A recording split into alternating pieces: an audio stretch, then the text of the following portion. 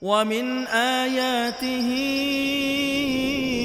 أن خلق لكم من أنفسكم أزواجا لتسكنوا إليها وجعل بينكم مودة ورحمة. Assalamualaikum warahmatullahi wabarakatuh. Innalhamdalillah nahmaduhu wa nasta'inuhu wa nastaghfiruh wa na'udzu billahi min syururi anfusina wa sayyiati a'malina. May yahdihillahu fahuwal muhtad wa may yudlil falan tajida lahu waliyyan mursyida. Asyhadu an la ilaha illallah wahdahu la syarika lah wa asyhadu anna Muhammadan abduhu wa rasuluh alladzi la nabiyya ba'dah. Wa qala Allah subhanahu wa ta'ala ya ayyuhalladzina amanu taqullaha haqqa tuqatih wa la tamutunna illa wa antum muslimun. Ya ayyuhalladzina amanu taqullaha wa qulu qawlan sadida yuslih lakum a'malakum wa yaghfir lakum dhunubakum wa may yuti'illaha wa rasulahu faqad faza fawzan 'azima. Ya ayyuhan nasu taqu rabbakumul ladzi khalaqakum min nafsin wahidah wa khalaqa minha zawjaha wa batha minhuma rijalan katsiran wa nisaa'a wattaqullaha alladzi tasaaluna bihi wal arham innallaha kana 'alaikum raqiba.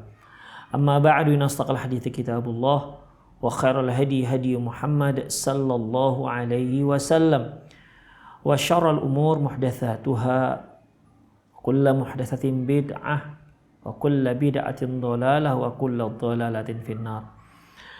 Ma'asyiral muslimin, para pemirsa Rosyad TV serta para pendengar Radio Medan Mengaji dimanapun Anda berada, alhamdulillah sore hari ini kita dapat kembali bersua melanjutkan kajian kita klinik pernikahan. Yang lalu telah kita bahas terkait dengan hak di antara hak suami terhadap istri.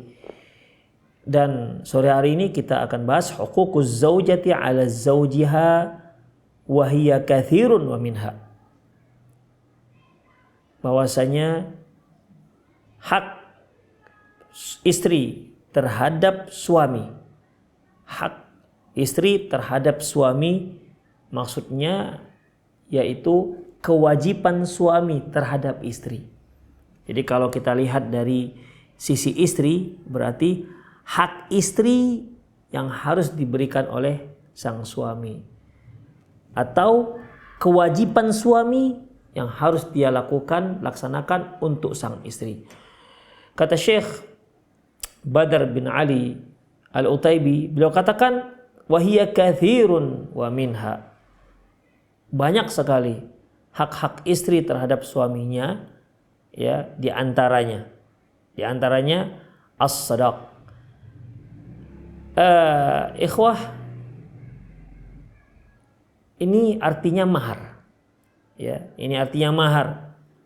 Di mana mahar ini merupakan hak si mempelai perempuan. Wa huwa haqqul mar'ati 'ala zawjiha. Ini merupakan hak mempelai perempuan terhadap suaminya. Sawa'un dafa'ahu muqaddaman aw abqahu kullahu aw ba'dahu fi dhimmatih.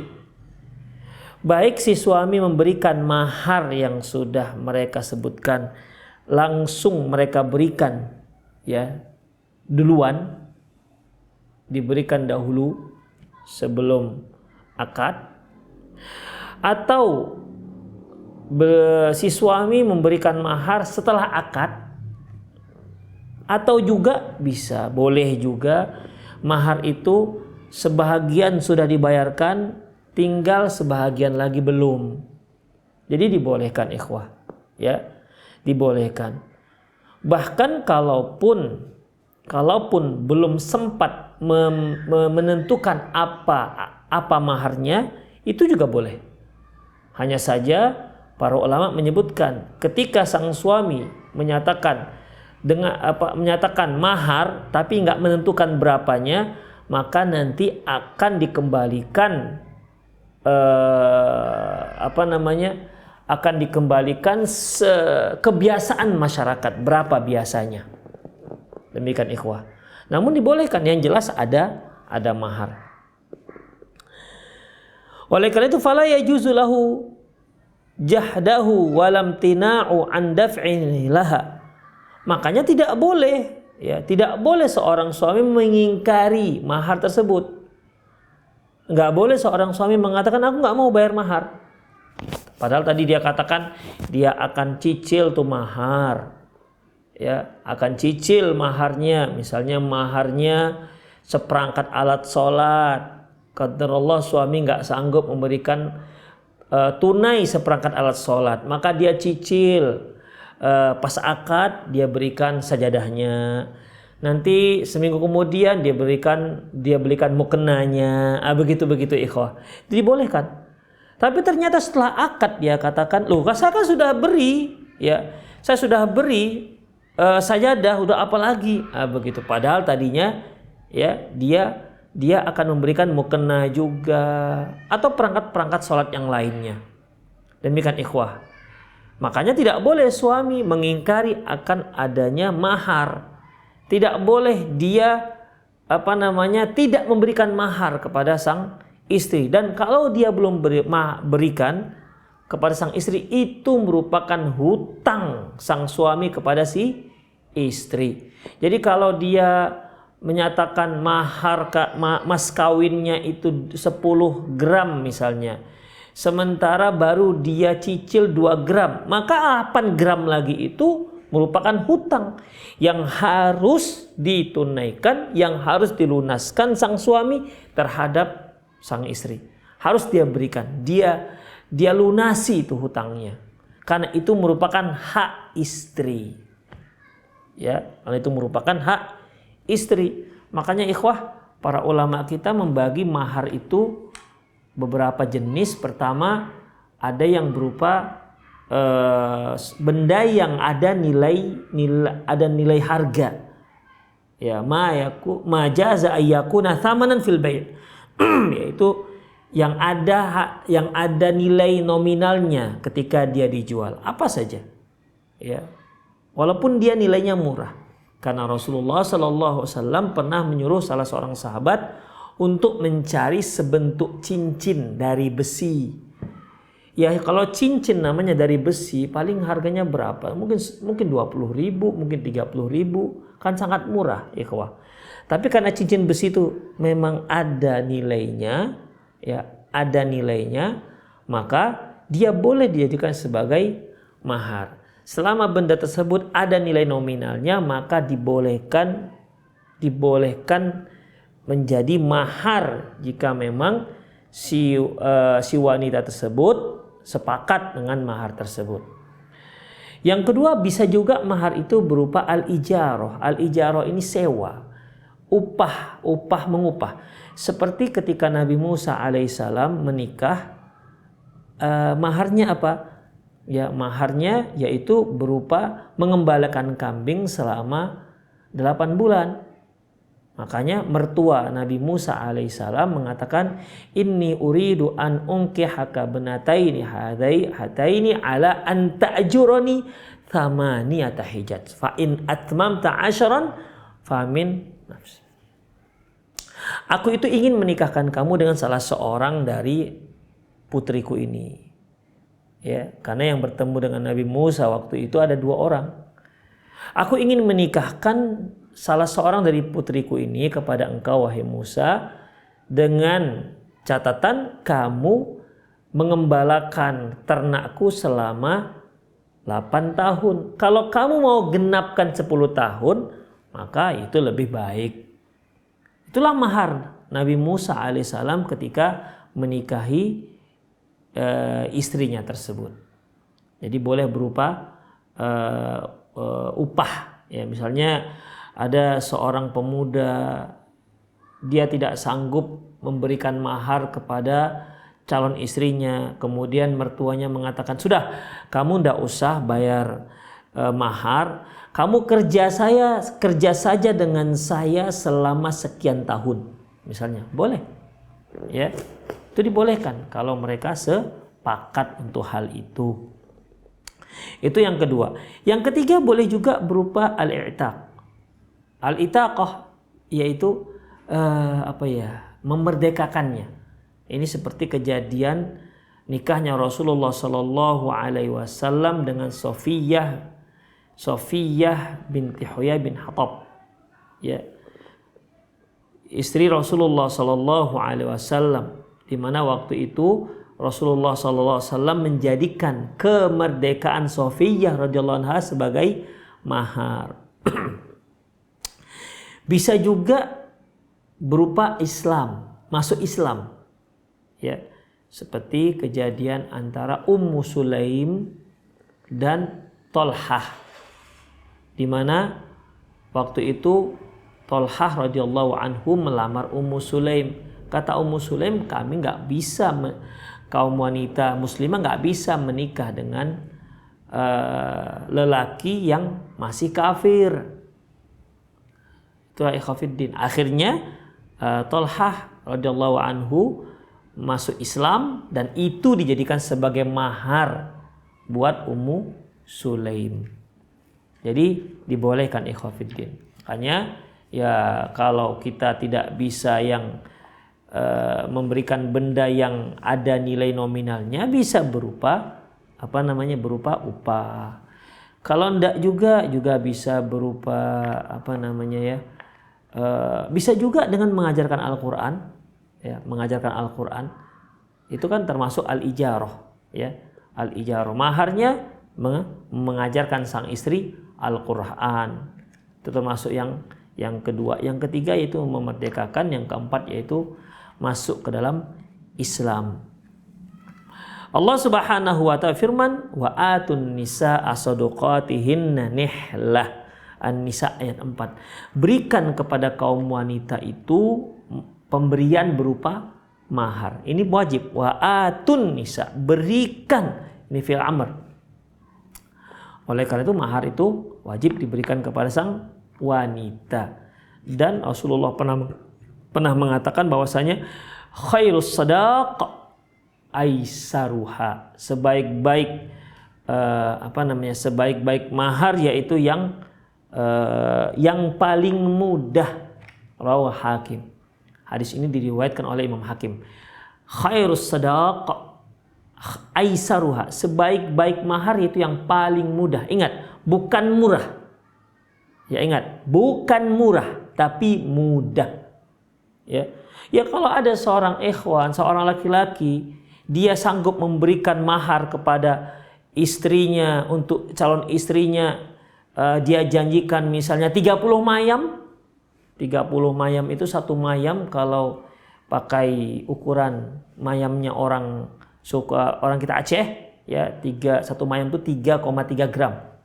30 mayam berarti kalau 30 mayam sekitar 99 sekian gram misalnya. Dan itu dia mudah, bagi dia nggak masalah, ya, maka boleh, ya, karena dia mudah. Yang nggak dibolehkan itu dia mempersulit dirinya, atau si perempuan meminta mahar sulit untuk dijangkau oleh sang calon suami. Misalnya dia seorang yang bekerja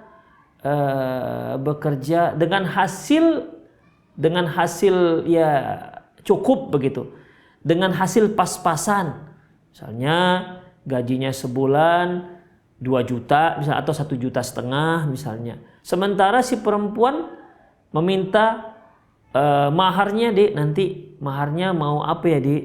Dia bilang, saya mau mahar 30 gram emas. Allahu Akbar. Ya, ini nggak dibolehkan karena itu akan kesulitan bagi dia. Ya.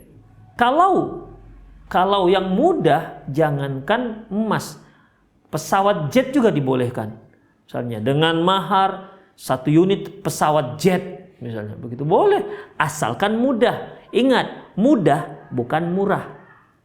Ya, mudah bukan murah. Jadi jangan dikira seorang yang kaya raya kemudian dia berikan maharnya untuk calon istrinya 1,5 gram misalnya.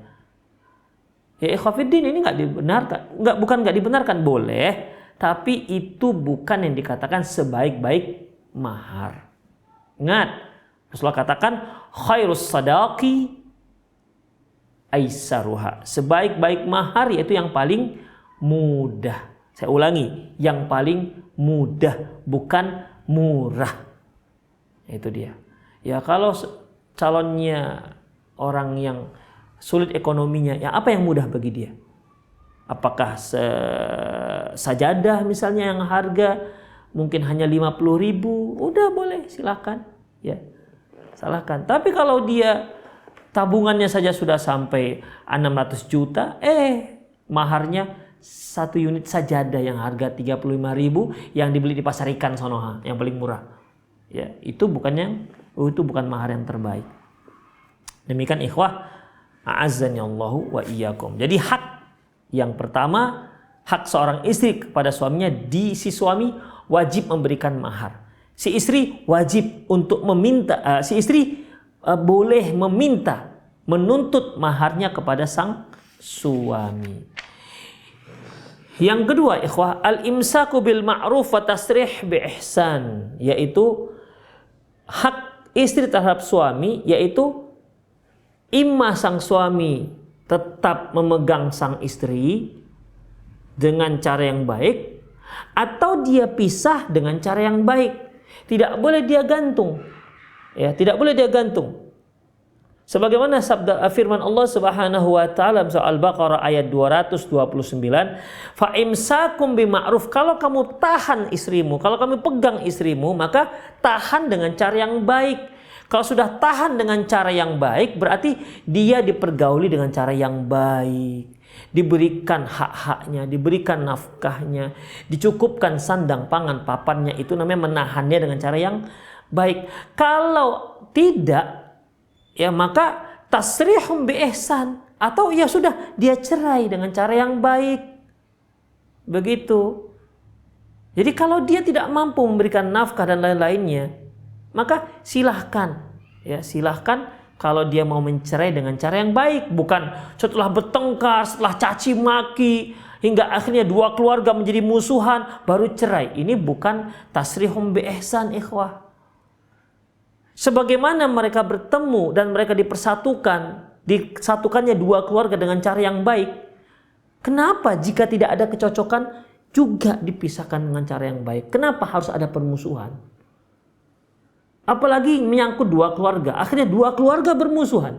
Astagfirullah. Ya ini nggak dibolehkan dalam Islam.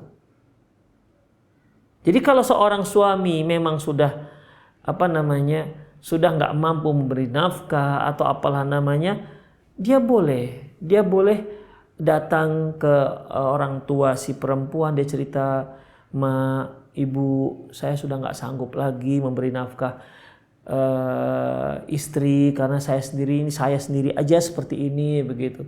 "Saya khawatir akan menzolimi dia." Begitu ya, khafidin, bicara baik-baik. Kenapa harus teriak-teriak?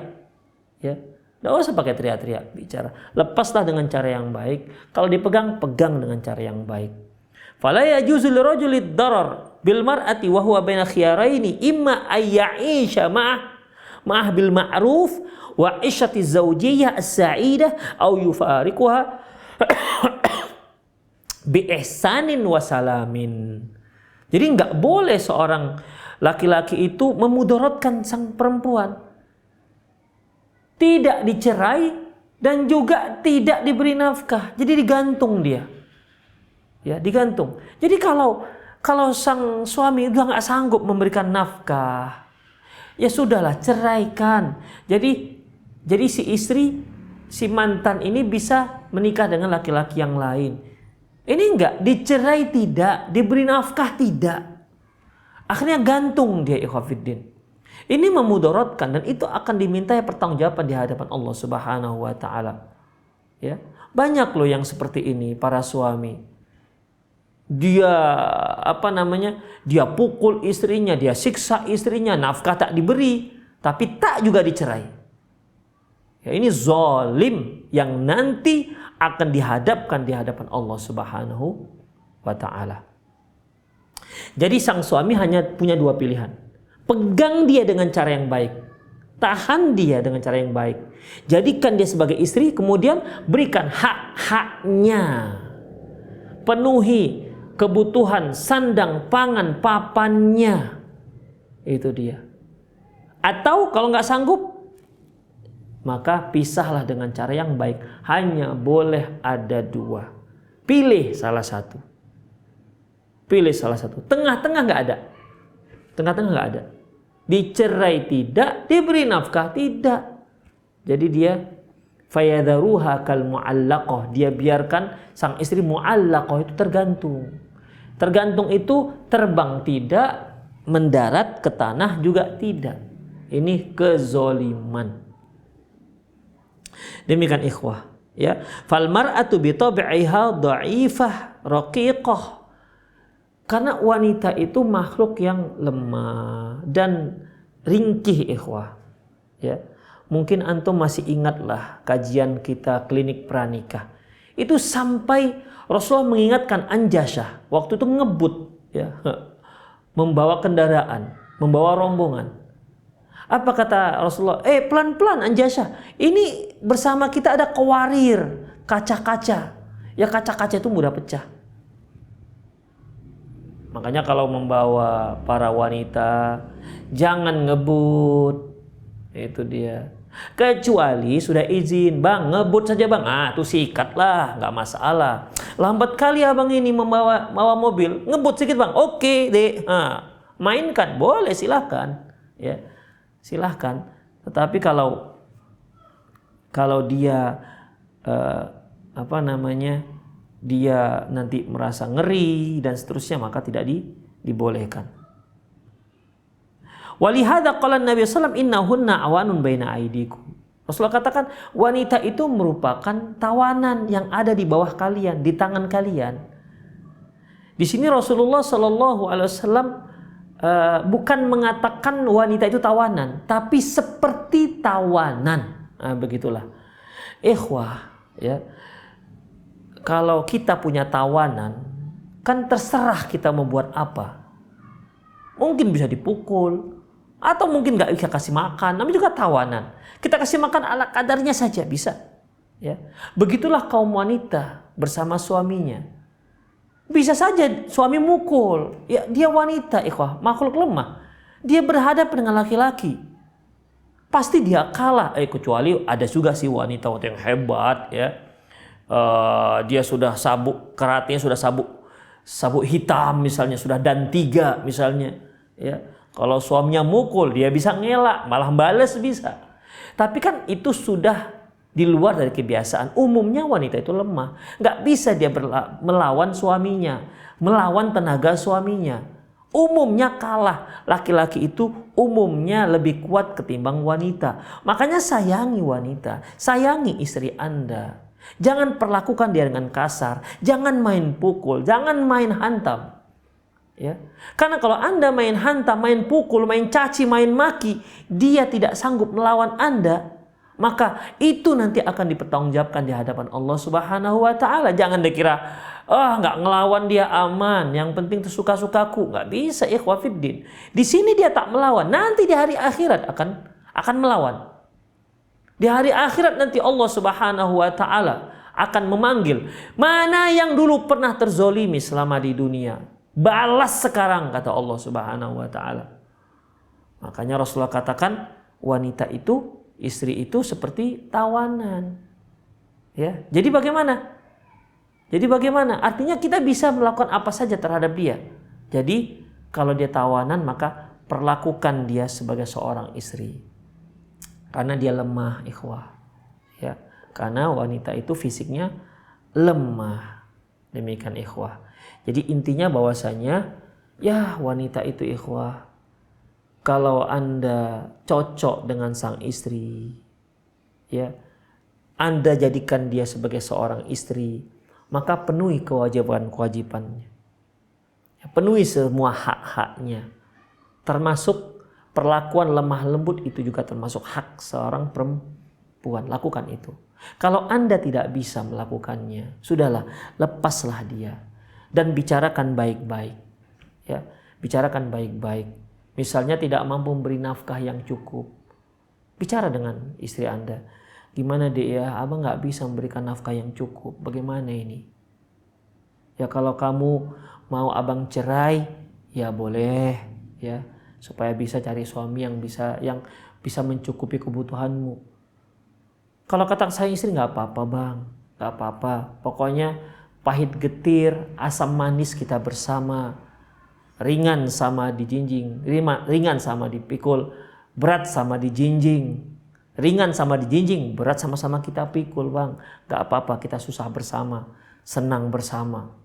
Kalau itu insya Allah ya. Demikian, tapi baik ikhwah fiddin. Baik, caranya itu baik.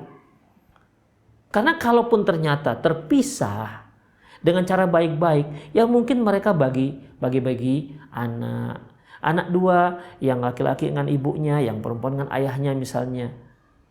Kalau pisahnya baik-baik kan mereka ini tetap bisa berbakti kepada orang tuanya. Yang hidup bersama ibunya bisa berbakti kepada ayahnya. Yang hidup bersama ayahnya bisa berbakti kepada ibunya. Kalau kita lihat umumnya ikhwah, kalau sudah si anak bersama ibunya pisah, ya, ini si ibu memprovokatori si anak supaya membenci ayahnya. Demikian juga si ayah memprovokatori anaknya supaya benci dengan ibunya. Tidak dibolehkan. Itu artinya kita sedang mengajarkan mereka durhaka. Kalau Anda dengan istri Anda bisa putus, selesai, pas, habis. Tapi anak nggak bisa putus dengan ayahnya, anak nggak bisa putus dengan ibunya. Makanya jangan Anda ajarkan anak Anda durhaka kepada orang tuanya. Kalau Anda nggak cocok dengan istri, maka jangan ajarkan anak Anda nggak cocok dengan orang tuanya. Ya, itu ajaran akan dipertanggungjawabkan di hadapan Allah Subhanahu wa taala.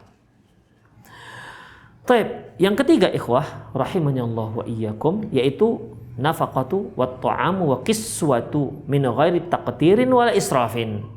Yaitu nafkah makanan, nafkah pakaian dengan tidak pelit dan tidak berlebihan.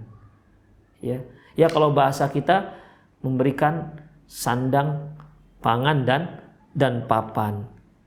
Hal ini ikhwah berdasarkan sabda Rasulullah SAW, walahunna alaikum rizquhunna wa kiswatuhunna bil ma'ruf, rawahu Muslim. Sesungguhnya kalian wajib memberikan nafkah pada mereka, ya, dan juga wajib memberikan wajib memberikan kebutuhan pakaian mereka bil ma'ruf, dengan cara yang baik. Dengan cara yang baik artinya tidak berlebihan dan juga tidak pelit. Dia belikanlah pakaian jilbab istrinya, dia belikan jilbab yang second, yang setengah pakai, nggak yang baru. Padahal dia punya uang untuk memberikan yang baru. Ini kan pelit namanya. Ya. Masih ingatkah kisah Hindun datang kepada Rasulullah SAW mengadukan tentang suami beliau, suaminya yaitu Abu Sofyan. Dia katakan, ya Rasulullah, inna Abu Sofyan rajulun syuh. Ya Rasulullah, Abu Sofyan itu seorang yang pelit. Artinya dia punya uang untuk memberikan yang cukup, tapi nggak diberikan yang cukup. La yu'ti ma yakfini wa waladi. Dia nggak memberikan yang cukup untukku dan anakku. Bolehkah aku ambil hartanya tanpa sepengetahuan dia? Jadi dibolehkan. Kenapa? Karena pelit. Jadi kalau ibu mendapatkan suami ibu yang pelit, ya pelit, medit, kedekut, apalagi. Pokoknya nggak ada istilah yang baik untuk orang yang pelit. Maka boleh diambil dari hartanya, diam-diam. Demikian. Tapi ingat, secukupnya, ya, secukupnya. Makanya memberikan makanan kepada keluarga kita, ya dengan cara apa? Ya sederhana. Tidak berlebihan, ya. Misalnya istri kita, bang minta duit bang untuk sarapan pagi. Kita beri, nah nih 10 juta nih, habiskan beli lontong misalnya. Lontong sebesar apa itu? Menghabiskan sampai 10 juta misalnya. Terserahlah, pokoknya habiskan ini ya, tolong dihabiskan ini untuk sarapan pagi kita. Berlebihan namanya. Ya nggak dibolehkan, tabdzir. Innal mubadzirina kanu ikhwana syayatin. Sungguhnya mubadzir itu teman syaitan. Israf. Ya.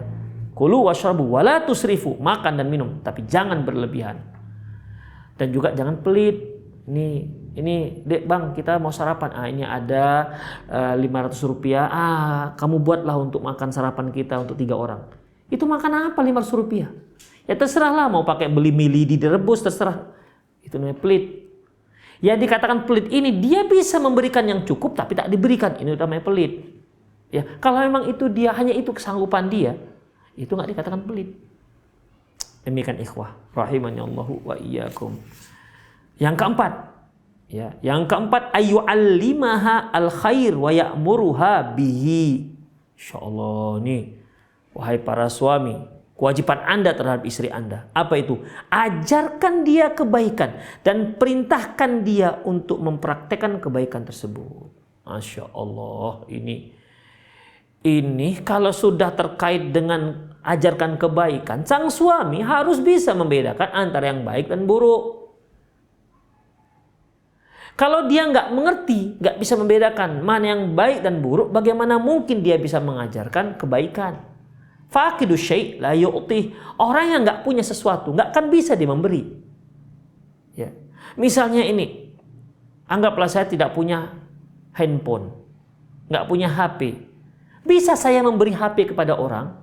Ya nggak bisa. Namanya juga saya nggak punya. Kecuali kalau saya punya, saya bisa memberi. Demikian juga ketika kita mengajarkan kepada keluarga kita sebuah kebaikan, berarti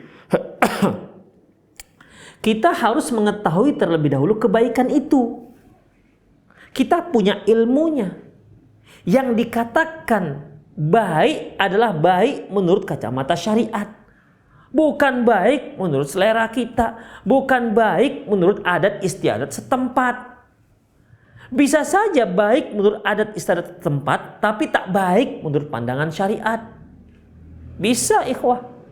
Rahimani Allahu wa iyyakum. Ya. Atau buruk menurut adat istiadat setempat, tapi baik menurut syariat. Misalnya ini, kalau seorang laki-laki memakai pakaian cingkrang di atas mata kaki, mungkin masyarakat melihat ini apa ini? Masa pakai pakaian di atas mata kaki seperti kebanjiran? Buruk menurut mereka, tapi kan tidak menurut syariat. Makanya ikhwah, ketika seorang suami mengajarkan kepada istrinya kebaikan dan dia perintahkan istrinya untuk mempraktekkan, melaksanakan kebaikan itu, berarti si suami harus punya ilmu dasar tentang apa itu kebaikan. Kalau tidak, dia nggak akan bisa mengajarkan kebaikan tersebut karena dia sendiri nggak tahu mana yang baik, mana yang buruk. Berapa banyak para suami itu paling nggak suka melihat kalau suami istrinya pakai jilbab syar'i. Nggak suka dia. Maunya dia pakai jilbab kecil-kecil itulah, ya kan gitu. Ya udahlah ala kadarnya saja katanya. Jangan pakai jilbab besar. Kita nggak boleh terlalu fanatik. Kita nggak boleh terlalu berlebihan. Dia katakan pakai jilbab besar itu berlebihan, padahal dia yang nggak ngerti. Banyak loh kaum muslimin mengatakan begini, cukuplah, yang penting tutup kepala, leher udah, ya. Adapun pakaiannya sempit nggak masalah, yang penting tertutuplah rambutnya. Jangan berlebihan. Dia katakan berlebihan.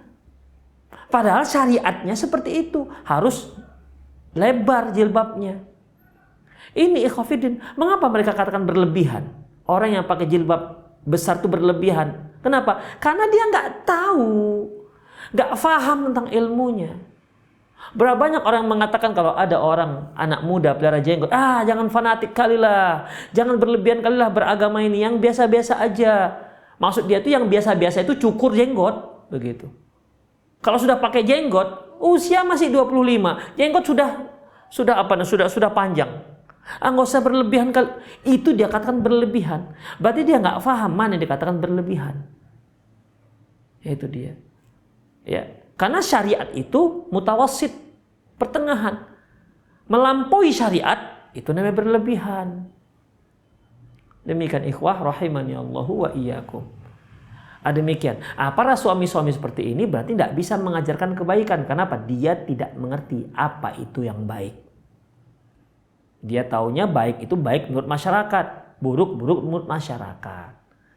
atau buruk menurut selera dia. Dia lihat istrinya, alah tidak usahlah pakai jilbab ini keluar, macam orang tua bang tengok. Udahlah, buka aja, nanti kan rambutmu, pokoknya abang kasih duit lah berapa sejuta, kamu rebonding, kemudian kamu buat pirang-pirang begitu. Biar keren nampaknya seperti artis Korea itu. Tuh, hidungmu yang pesek tuh coba dioperasi tuh agak mancung dikit biar keren begitu. Bibirmu yang agak menghitam kecoklat-coklatan gitu misalnya. Udah kamu buat sulam bibir supaya nampak merah merkah walaupun tak pakai lipstik misalnya. Ya. Jadi ini kan selera namanya. Padahal syariat melarang. Iya, syariat melarang. Bagaimana nggak melarang? Kok seorang perempuan keluar rumah tak pakai jilbab? Ya pasti akan dilarang oleh syariat. Allah mengatakan, ya ayyuhan nabiyyu qul li azwajika wa banatika wa nisa'il mu'minin yudnina min jalabibihinna. Itu kan perintah untuk pakai jilbab. Demikian ikhwah. Makanya ketika seorang suami ingin mengajarkan kebaikan, maka dia harus tahu dulu mana yang baik. Itu dia. Kalau enggak nanti tidak bisa dia mengajarkannya. Demikian ikhwah rahimani Allah wa iyyakum. Apa kata Allah Subhanahu wa taala surat Thaha ayat 132, wa'mur ahlaka bis-shalati wastabir 'alaiha. Perintahkan keluargamu untuk melaksanakan salat wastabir 'alaiha, dan sabar kamu dalam melaksanakan salat tersebut. Jadi ini perintah. Makanya para orang tua yang memiliki anak sudah berusia 7 tahun diperintahkan mereka untuk menyuruh anaknya salat. Muru auladakum bis-shalati wa hum fi sab'i sinin. Suruh anak kalian salat di saat mereka sudah berusia 7 tahun. Wadribu 'alaiha wa hum fi 10 sinin, dan pukul mereka kalau sudah 10 tahun juga belum salat, pukul. Itu perintah Allah Subhanahu wa taala.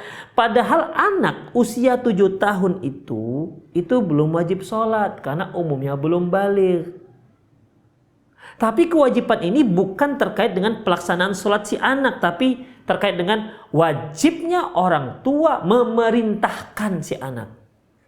Misalnya nih, anaknya sudah 7 tahun nih, biasanya ya usia kelas 1 atau kelas 2 SD. Kata si ibu, nak kamu sholat ya nak ya? Sholat ya? Ya mak, ntar ya. Awas sholat. Pergi dia ke dalam, tapi dia nggak sholat. Ya. Orang tuanya nggak tahu kalau dia nggak sholat. Si anak nggak berdosa. Kenapa? Karena dia belum balik. Ibu nggak berdosa. Kenapa? Dia sudah perintah. Demikian. Kecuali kalau ketahuan, kamu sudah sholat nak? Belum mak. Ya sudahlah, terserah mula, kan mama sudah kasih tahu. Begitu. Berdosa lagi. Kenapa? Karena dia tahu anaknya belum melaksanakan sholat. Itu perintah ikhwah fiddin. Ya, perintah. Dan ketika melaksanakan sholat, wastabir 'alaiha. Sabarlah kalian melaksanakan sholat. Masya Allah. Sholat itu memang sabar kita harus melakukannya. Ikhwah, di antara yang bisa menyabarkan kita sholat, ikhwah, kita datang ke masjid sholat berjamaah. Itu cara yang paling mudah agar kita bisa sholat dengan sabar. Kalau tidak, Allahu Akbar, subhanallah, kita sholat sendiri, nanti pakaiannya pun asal-asalan di rumah, kemudian bacanya pun paling pendek, itu pun sudah paling pendek, paling cepat, melebihi kecepatan angin terkadang. Demikian Al-Fatihahnya bukan lagi 1 nafas, 1/4 nafas sudah selesai. Namanya sholat sendiri, apalagi sholat isya. Tidak di masjid, di rumah, udah mengantuk-ngantuk, udah Allahu Akbar, masih baru Allahu Akbar sudah menguap itu mulut. Demikian, maunya cepat selesai. Kenapa? Karena mau tidur. Makanya ikhwah, ya, wajar kalau Rasulullah menyuruh kita untuk sholat berjamaah. Karena dengan itu kita bisa lebih sabar, lebih tertib, lebih teratur dari mulai pakaian, cara sholatnya. Karena akan mungkin kita bisa melomba imam. Itu ikhwah fiddin, a'azzani Allahu wa iyyakum. Makanya wastabir 'alaiha, sabar. Intinya di sini adalah perintahkan istrimu sholat. Itu dia. Perintahkan anak-anakmu sholat dan sabar dalam melaksanakan sholat tersebut. La nas'aluka rizqan. Kami tidak pernah bertanya, minta kalian untuk rezeki. Nahnu narzuquk, tapi kami yang memberi kalian rezeki. Wal aqibatu littaqwa, dan kesudahan yang baik itu hanya milik orang-orang yang bertakwa. Toha ayat 132. Rasulullah sallallahu alaihi wasallam mengatakan, bersabda, "Ma min 'abdin yastar'ihillah ala ra'iyatin yamutu yawma yamut wa huwa ghashin li ra'iyatihi illa harramullahu 'alal jannah." Muttafaqun alaih. Tidaklah seorang hamba yang Allah beri dia tanggung jawab, ya, beri dia tanggung jawab memimpin masyarakatnya, lantas dia meninggal dalam kondisi dia berkhianat terhadap rakyatnya, maka orang ini haram masuk surga.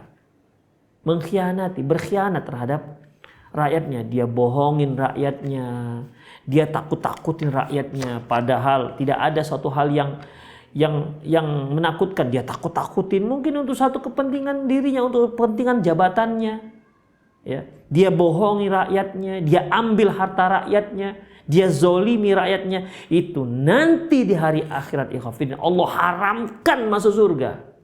Haram dia masuk surga. Kalau orang haram masuk surga, berarti halal masuk neraka. Itu dia. Tempatnya nggak ada tempatnya dalam surga. Tempatnya hanya di neraka. Tempatnya di neraka, ikhwah. Makanya jadi pemimpin itu bukan suatu hal yang mudah.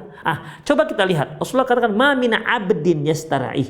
Tidaklah seorang hamba. Abdin ini nakirah, ikhwah.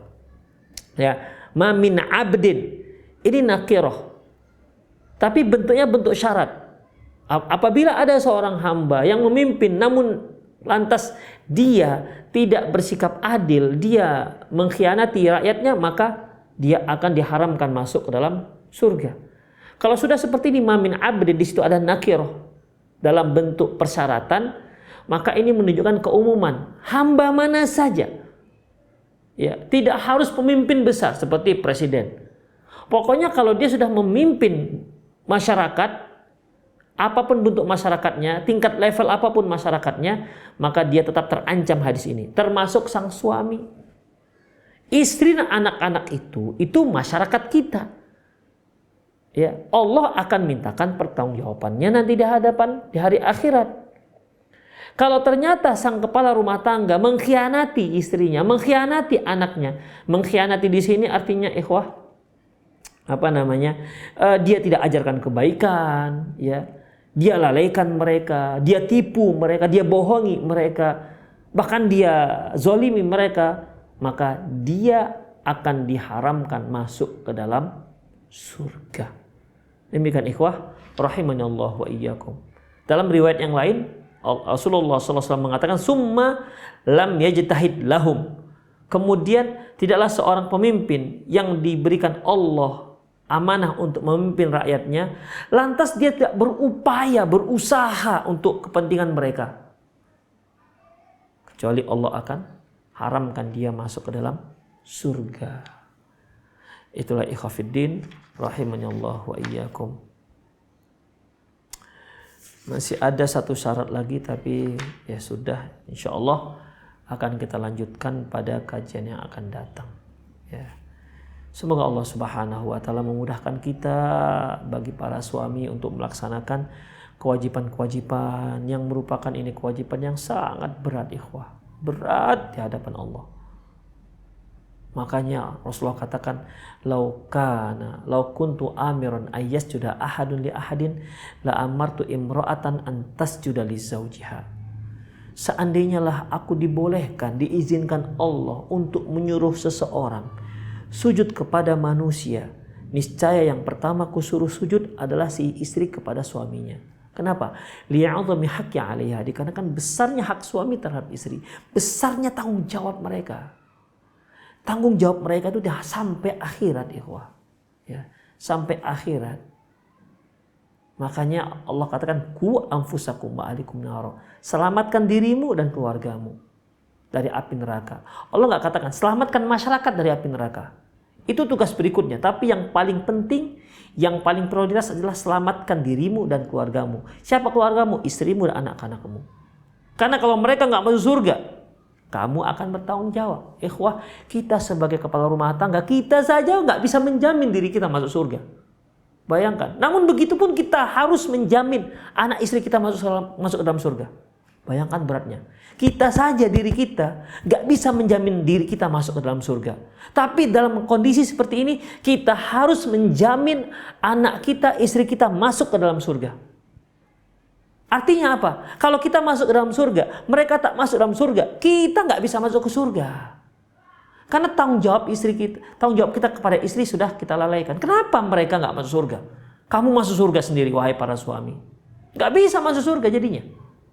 Ya. Karena apa? Anak dan istrimu nggak masuk surga. Begitulah beratnya ikhwah. Ya.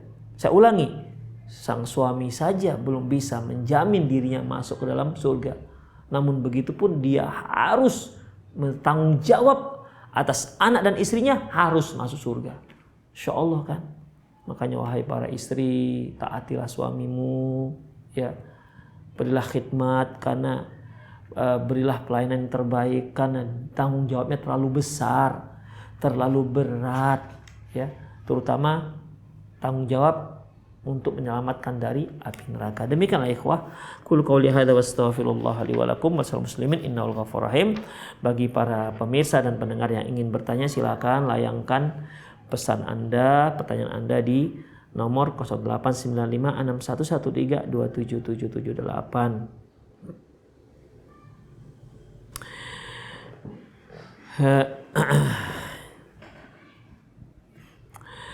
Ustadz, Ana mau tanya, Ana sedang bingung memilih 2 orang akhwat, Masya Allah. Keduanya baik agama dan akhlaknya. Akhwat yang satu Ana keberatan dengan kondisi ketiga saudara ikhwannya yang masih nganggur. Akhwat yang kedua Ana masih kurang tertarik karena parasnya. Aduh, bagaimana Ana bersikap ya Ustadz? Ini memang para pemuda-pemuda ini sekarang ya Allah. Ya, masih saja yang namanya paras itu tetap dominan ketimbang agama. Yang pertama bagus, dua-dua bagus agamanya, tapi yang masalahnya yang pertama bagus parasnya, hanya dia keberatan dengan kondisi kedua saudara ikhwannya yang masih nganggur. Ikhwah, permasalahannya kan sebenarnya kalaupun Anda memilih yang pertama, ya, kemudian saudara-saudaranya masih nganggur, terus apa masalahnya? Bukankah antum tidak bertanggung jawab terhadap saudara-saudaranya? Ya, kalaupun antum mau memberikan mereka nafkah, itu kebaikan antum, tapi bukan kewajiban. Itu dia, bukan kewajiban. Yang kedua, masalah paras. Ya, masalah paras. Masalah paras, ikhwah. Kalau antum mau punya istri yang cantik, ya, parasnya biasa-biasa saja, antum bisa poles menjadi cantik. Antum masukkan ke mana? Ke salon kecantikan. Rogoh sedikit kocek antum. Ya, di facial lah dia, atau ya ada juga suntik kromosom lah namanya, supaya yang coklat menjadi putih. Demikian. Apalah namanya, bisa menjadi cantik. Wajahnya yang tadinya nggak rata bisa menjadi jeling dan glowing misalnya, bisa. Jadi dua-dua pilihannya bagus sebenarnya. Kenapa? Dua-dua agamanya bagus. Ya, dua-dua agamanya bagus. Dan itu merupakan pilihan yang terbaik masalah agama. Fadfar bidzatid din taribat yadak, pilihlah yang bagus agamanya, kamu akan beruntung. Ya. Jadi kalau saya ditanya yang mana yang bagus Ustadz, dua-dua bagus karena dua-dua agamanya bagus. Tinggal antum doa kepada Allah Subhanahu wa taala. Timbang-timbang mana timbangan yang bagus, mana timbangan yang paling berat, karena masalahnya bukan hanya ini pertimbangannya. Mungkin pertimbangan misalnya masalah keluarganya bagaimana, ya, atau masalah pendidikannya bagaimana, atau masalah keturunannya bagaimana. Ya, mungkin yang satu dilihat dari kakak-kakaknya, Masya Allah turunannya banyak. Misalnya kakaknya yang pertama anaknya 7, yang kedua 9, yang ketiga 6 begitu. Sementara akhwat yang ini anak dari kakak-kakaknya ada yang nggak punya anak, ada yang hanya 1, ada yang hanya 2 begitu. Pilih yang ini. Kenapa? Karena Rasulullah katakan tazawwajul wadud, nikahi wanita yang subur dan yang penyayang. Makanya pertimbangan hanya ini saja belum cukup untuk memilihnya. Pilih pertimbangan-pertimbangan yang lain sehingga bisa memberatkan salah satunya, dan doa kepada Allah Subhanahu wa taala. Bismillah, assalamualaikum Ustadz, mau tanya, tolong kasih solusi bagaimana tanggapan seorang anak yang punya ibu masih punya pemikiran Allah di hati. Ya. Jazakallahu khairan. Maksudnya Allah di hati ini, coba tanya dulu ibu antum, maksudnya di hati itu bagaimana? Apakah di hati maksudnya keimanannya kepada Allah Subhanahu wa taala atau zatnya yang dimaksud? Ya kalau zatnya jelas salah, ya. Ya, kenapa? Ar-Rahmanu 'ala arsyistawa. Allah itu berada di atas aras. Amintum man fis sama. Tidakkah kalian beriman terhadap yang di langit? Yang berada di atas langit itu menunjukkan Allah itu di atas, bukan zatnya di dalam hati. Ya, tapi kalau dia katakan, ya saya bertakwa, ini keimanan saya itu dalam hati, itu lain lagi ceritanya. Demikian. Coba ditanya dulu yang dimaksud itu apa. Kalau yang dimaksud zatnya, maka nggak dibolehkan, karena Allah itu ya laisa kamitsli syai' wa huwas samiul basir. Dia tidak ada satupun yang sama dengan Allah dan dia maha mendengar lagi maha melihat. Ya, dia tidak bisa bergabung dengan makhluk. Demikian. Kalau yang bergabung dengan makhluk itu namanya apa istilahnya ya? Yang Allah itu bergabung dengan jasad makhluk.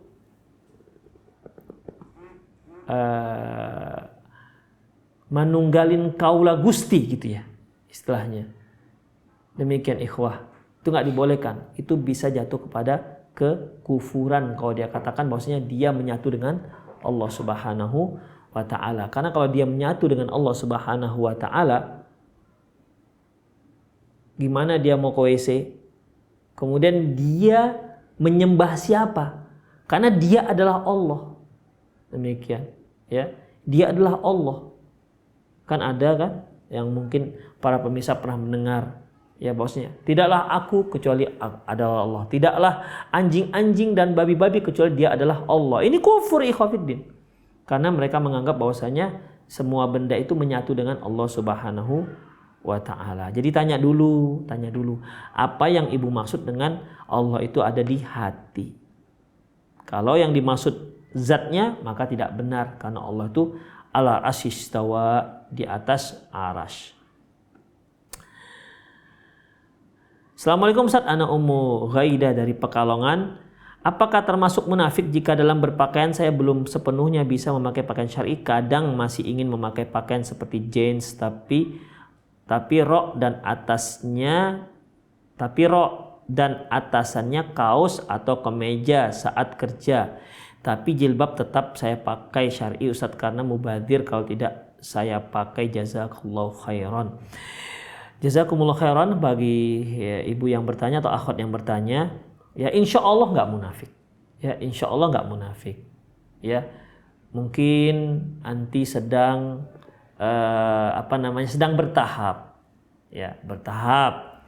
Kalau anti pakai jeans dalam sementara luar juga pakai rok nggak mengapa, nggak masalah. Ya nggak masalah. Tapi berupayalah berpakaian semakin baik. Ya berupayalah memakai pakaian semakin baik. Enggak. Insya Allah ini bukan munafik. Tapi saya sarankan supaya berupayalah untuk meningkatkan kualitas pakaian syar'i Anda. Berupayalah. Mungkin yang tadinya banyak rimpel-rimpelnya, jilbab Masya Allah syar'i tapi banyak rimpel-rimpelnya, banyak payet-payetnya misalnya, ya sudahlah, coba semakin baik berupaya meningkatkan kualitas pakaian syar'i anti. Gitu, insya Allah. Dan ini tidak dikatakan munafik, insya Allah bukan.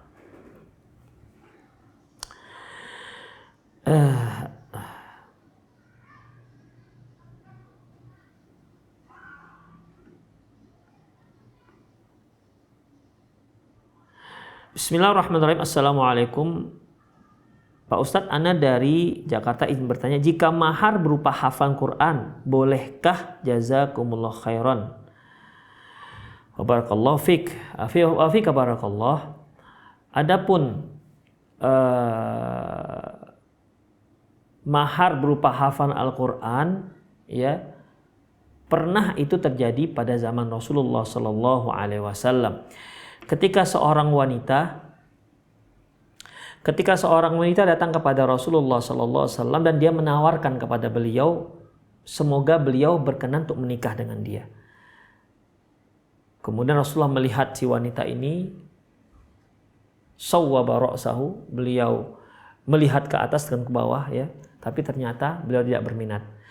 Pada saat itu ada seorang sahabat yang berkata, ya Rasulullah, kalau Anda nggak berminat, nikahkan dia dengan saya berminat. Kata Rasulullah, kalau begitu cari apa yang bisa kamu jadikan sebagai mahar. Dia carilah, ternyata tak ada. Kata Rasulullah, kamu carilah walaupun hanya sebentuk cincin besi.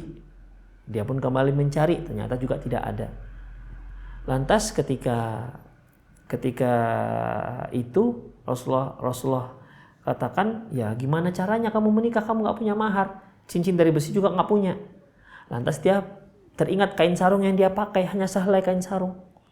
Ya Rasulullah, kalau saya jadikan kain sarung ini sebagai mahar untuk dia bagaimana?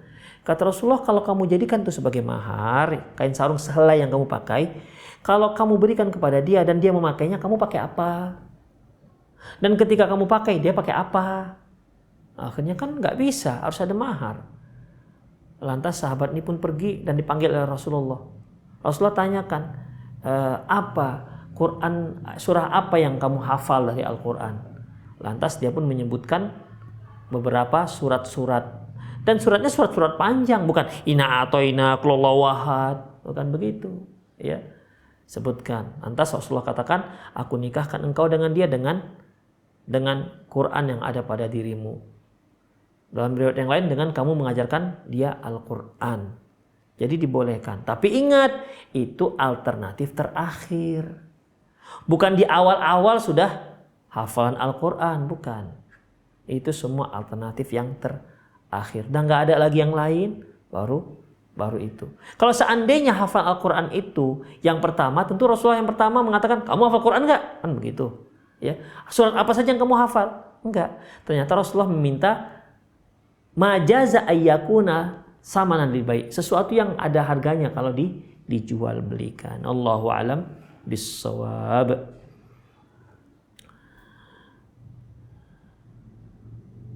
Assalamualaikum Ustaz, izin bertanya, jika ada suami yang menceraikan istrinya tapi istri masih ingin bertahan dan masih sayang pada akhirnya tetap cerai berjalan dan suami sudah menikah lagi, bagaimana cara move on dari suami Ustadz karena masih bermimpi ketemu? Bagaimana jika di surga istri ini bersama mantan suaminya atau tidak kalau tidak menikah kembali? Suami menceraikan istrinya tapi istri masih ingin bertahan dan masih sayang, pada akhirnya tetap cerai berjalan dan suami sudah menikah lagi, bagaimana cara move on dari suami Ustadz karena masih bermimpi ketemu? Ikhwah, masalah move on dan tidak move on ini kan masalah hati, ya, masalah hati. Makanya minta kepada yang menggenggam hati, minta kepada si pemilik hati, yang kata Rasulullah Sallallahu Alaihi Wasallam, inna qulubal ibad baina asabi'ir rahman, sesungguhnya hati para hamba itu berada di antara jari jemari Allah, yuqallibuha kaifa yasha, Allah membolak-balikkan sekehendaknya hati tersebut.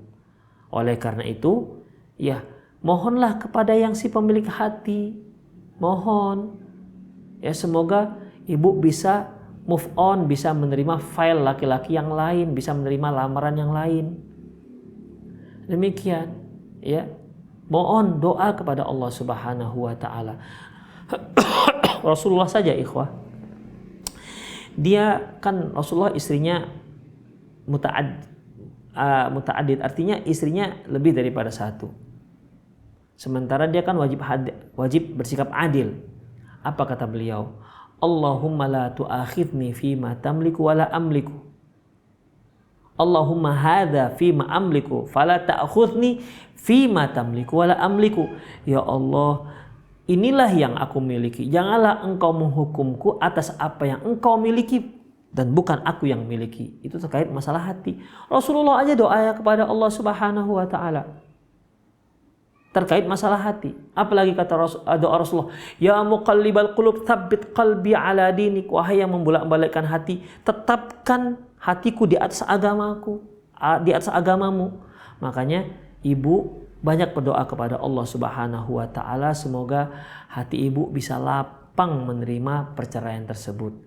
Insya Allah itu ada hikmahnya, banyak hikmahnya, karena Allah Subhanahu wa taala ya tidak menjadikan sesuatu kecuali itu ada hikmahnya yang terkadang kita tidak ketahui sekarang, belakangan baru ketahuan. Oh, Masya Allah, ini rupa tujuan Allah Subhanahu wa taala mencoba saya dengan perceraian. Demikian ikhwafiddin. Ya.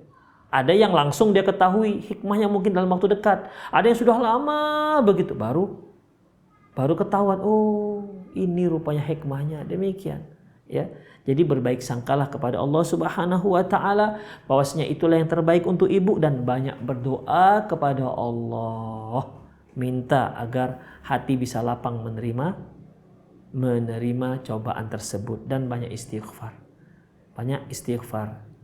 Ma asaba min musibatin fa bima kasabat aydikum wa ya'fu an katsir. Tidaklah satu musibah cobaan menimpa diri kalian kecuali dikarenakan ulah diri kalian sendiri. Jadi bagaimana? Banyaklah istighfar, mohon ampun kepada Allah Subhanahu wa taala. Waktu kita sepertinya sudah habis ya. Taiblah ikhwafiddin, waktunya sudah habis. Semoga apa yang kita bahas bermanfaat.